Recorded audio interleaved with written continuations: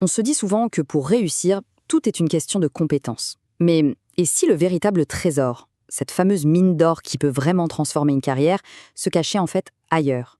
Aujourd'hui, on va explorer cet actif incroyable et souvent négligé, notre réseau. Voilà la question qui pique un peu, n'est-ce pas? On passe des années à perfectionner notre savoir-faire, mais ce capital humain, lui, on le laisse un peu de côté. Il est là, il dort, alors qu'il ne demande qu'une chose, être réveillé. C'est exactement ça. Cette phrase tirée de notre source résume tout. Sans même y penser, on tisse une toile immense. Chaque rencontre, chaque projet, chaque simple email ajoute un nouveau fil. Le potentiel est dingue. Il faut juste trouver comment allumer la lumière. Bon, alors allons-y, entrons dans le vif du sujet. Avant de commencer à creuser, il faut savoir ce qu'on cherche. C'est quoi, au juste, cette fameuse mine d'or professionnelle? Définissons-la. Oubliez la simple liste de collègues actuels. Un vrai réseau, c'est bien plus que ça. C'est un écosystème vivant. Pensez-y, cet ancien client avec qui le contact est bien passé, cette personne rencontrée à une conférence, même ce fournisseur avec qui on a sympathisé. Tout ça, c'est l'histoire de notre parcours. D'accord, mais comment on fait pour passer de cette idée un peu floue à un outil vraiment concret? Eh bien, la toute première étape, c'est de dessiner la carte au trésor. On va tout simplement rendre visible ce qui, pour l'instant, est invisible. La méthode est super simple mais vraiment puissante. D'abord, on fait l'inventaire.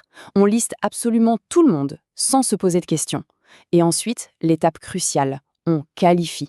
Parce qu'un contact, ce n'est pas juste un nom dans une liste, c'est une relation, avec une force qui lui est propre. Regardez cet exemple. Un simple tableau peut suffire. Mais la colonne la plus importante, c'est celle-ci. Contexte. Pourquoi? Parce que se rappeler du projet X ou du sommet tech, c'est ça la petite clé qui va permettre de rouvrir la porte en douceur au moment de recontacter la personne. Et maintenant, on qualifie. L'idée, c'est de classer tout ce monde par proximité. Les contacts fréquents, c'est le cercle proche, on les entretient.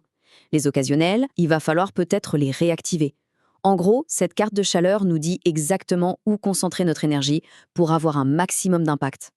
Bien sûr, impossible de parler de réseau aujourd'hui sans parler du numérique. Le terrain de jeu, il est aussi en ligne. Mais attention, le but n'est pas de remplacer le contact humain. Non, c'est de lui donner un mégaphone, de l'amplifier de manière exponentielle.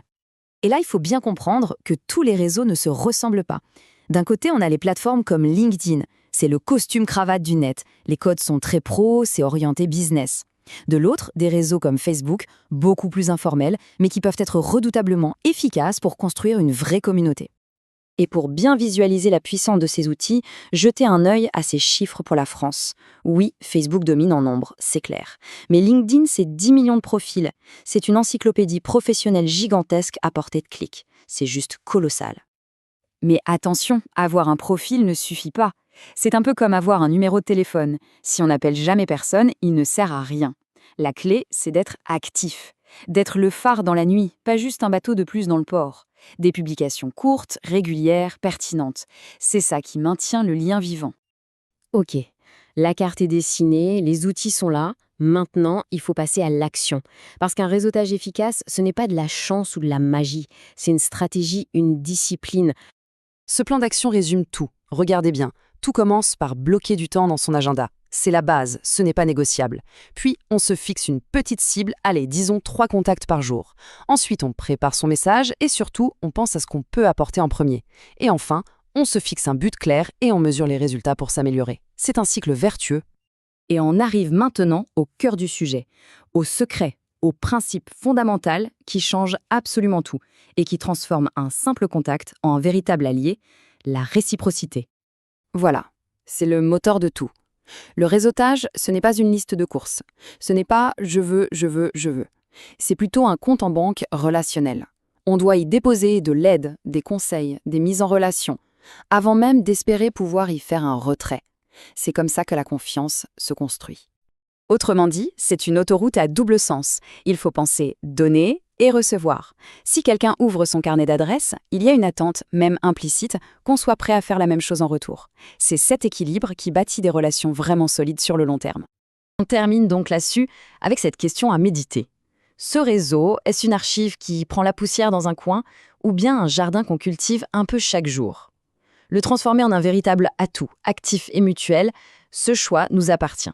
Merci d'avoir suivi cette analyse.